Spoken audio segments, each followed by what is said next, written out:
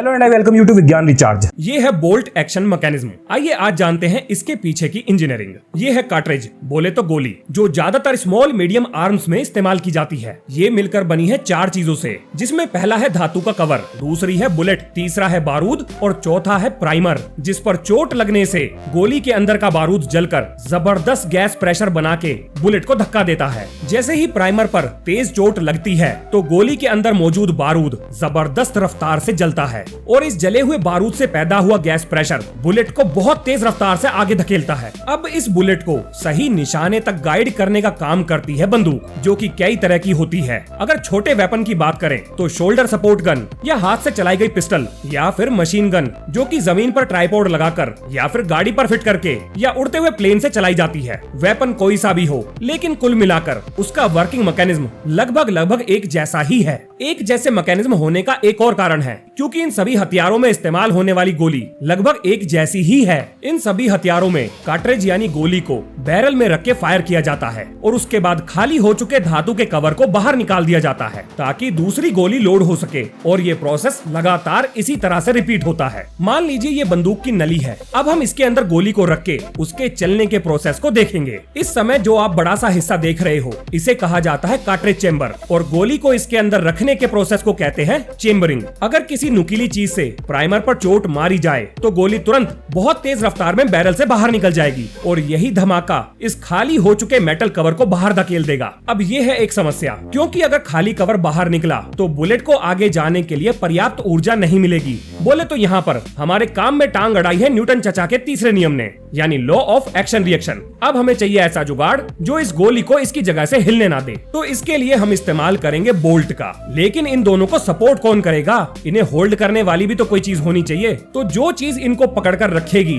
उसे हम कहते हैं रिसीवर। अब इस रिसीवर में एक ऐसी जगह है जहाँ पर बोल्ट आसानी से आगे पीछे स्लाइड हो सके, और इस रिसीवर के अगले हिस्से में बैरल को फिट किया गया। बंदूक को चलाने में सबसे पहला जो स्टेप लिया जाता है वो है चेम्बरिंग, यानी गोली को किसी तरह से उसके फायर चेम्बर में पहुंचाने का काम, जो ये बोल्ट ही करता है। ये गोली को आगे धक्का देकर उसे चेम्बर में धकेल देता है। अब देखिए, जब गोली फायर होगी तो न्यूटन के तीसरे नियम की वजह से गोली का पिछला हिस्सा बोल्ट को पीछे की तरफ धकेलेगा, लेकिन हम चाहते हैं कि सारी की सारी ऊर्जा गोली को आगे बढ़ाने में लग जाए। अब ऐसा करने के लिए हमारे पास 2 रास्ते हैं। पहला ये कि हम बोल्ट को भारी कर दें, इतना भारी कर दें कि गोली का दबाव उसे पीछे ना धकेल सके, लेकिन ऐसा करने की वजह से बंदूक का वजन बढ़ जाएगा। लेकिन अगर हम बोल्ट को हल्का रखें तो ऊर्जा वेस्ट हो जाएगी। अब यहाँ पर इंजीनियर्स ने सोचा, क्यों ना हम एक लॉक का प्रयोग करें जो बोल्ट को एक जगह लॉक कर दे। तो चलो अब लगाते हैं इसमें लॉक। इस काम को करने के लिए हमने इस्तेमाल किया एक लग का। अब बोल्ट को हल्का सा घुमाकर इस लग को लॉक किया जा सकता है। लो जी,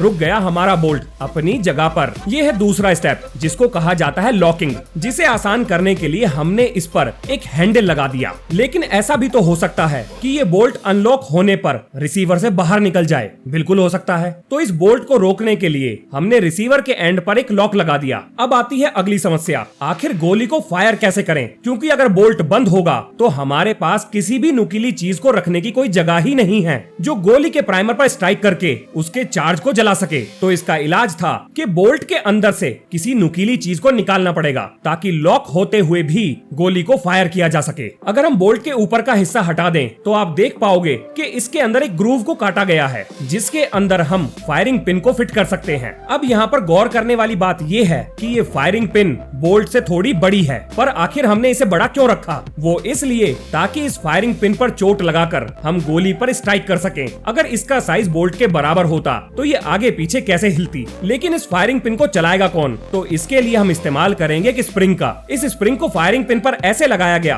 कि इसका एक सिरा बोल्ट के अंदर एक कोने पर जाके अटक गया और दूसरा सिरा बोल्ट के अंदर बनाई हुई जगह में अटक गया। अब जैसे ही फायरिंग पिन को खींचा जाएगा तो स्प्रिंग कंप्रेस होगी और छोड़ने पर ये फायरिंग पिन बुलेट से जाकर टकरा जाएगी। इस स्टेप को कहा जाता है फायरिंग। अब ये तो बहुत अजीब है, कौन बार बार हाथ से खींचकर इस फायरिंग पिन को चलाएगा? तो अब हमें चाहिए कोई और जुगाड़। तो फायर करने से पहले इस फायरिंग पिन को अटकाने का एक जुगाड़ चाहिए, जिसके लिए हमने रिसीवर में थोड़ी सी मॉडिफिकेशन करके एक और ब्लॉक को जोड़ दिया और इसके साथ साथ फायरिंग पिन के एंड पर हमने एक हुक लगा दिया, जिसकी मदद से फायरिंग पिन को अटकाना आसान हो जाएगा। अब बारी है इसमें ट्रिगर लगाने की। तो उसको लगाने से पहले हमें चाहिए एक लैच जो इस फायरिंग पिन को एक जगह पकड़ कर रख सके, और ये है हमारा लैच जिसे सीयर कहा जाता है। अब इस सीयर को हमने ऐसे लगाया कि वो फायरिंग पिन को कैच कर सके या फिर होल्ड करके रख सके। अगर आप ध्यान दो तो सीयर को नीचे धकेलने पर फायरिंग पिन फ्री होकर बुलेट से जाकर टकरा जाएगी, लेकिन ये काम हाथ से तो हम करेंगे नहीं। तो अब एंट्री होती है ट्रिगर की, जिसे हमने ऐसे लगाया जो आगे पीछे पिवट हो सके।